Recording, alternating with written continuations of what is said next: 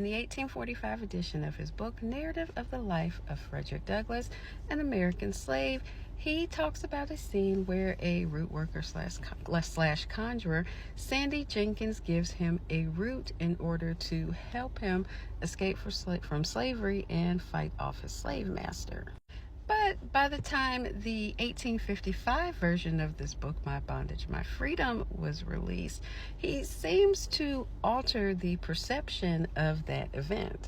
So what do you think were the reasons that Frederick Douglass went from someone who seemingly believed in the power of root work as a means to helping him escape, turn into a person who says, this superstition is common among the most ignorant of slaves. A slave seldom dies, but that his death is attributed to trickery.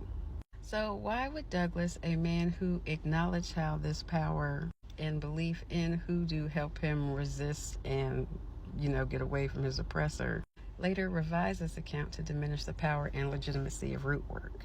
In my opinion, the main reason he did this is because he needed to revise his image for a more legitimate audience.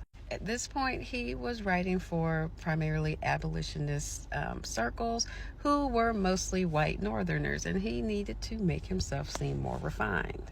And many of the people in these circles valued an enlightened, more intellectual approach over a supernatural, superstitious approach.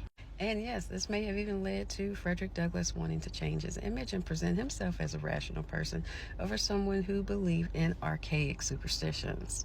Now, in the 1845 edition, in the scene with Sandy Jenkins, he basically presents an idea that hoodoo and root work was kind of its own separate form of resistance to the oppression that slaves were encountering at the time. And by 1855, he wanted to present the idea that true liberation doesn't come from roots and herbs. It comes from education, literacy, and reason. So by portraying a reliance on hoodoo as an ignorant practice, he implicitly argues that intellectual and moral development, rather than spiritual or magical, are key to Black progress, empowerment, and freedom. And at this point, you could claim that he was just trying to be a nouveau riche Negro, if we wanted to go that far, with no disrespect to him, of course. But it is not uncommon to have people who are able to move themselves up in society, move yourself up in the class system, wanting to distance themselves from their own cultural upbringings. And this happens among a lot of different races and cultures, not just among African Americans. And there's no doubting that he may have felt pressure from those abolitionist circles to change his image.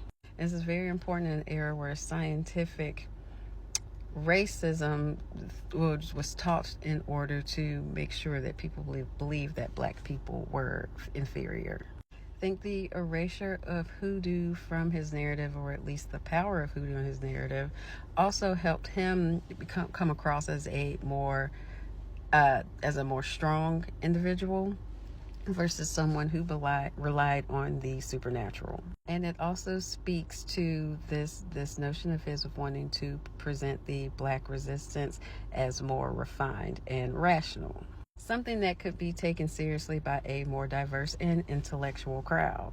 So his outward skepticism towards hoodoo and root work were more strategic than anything else.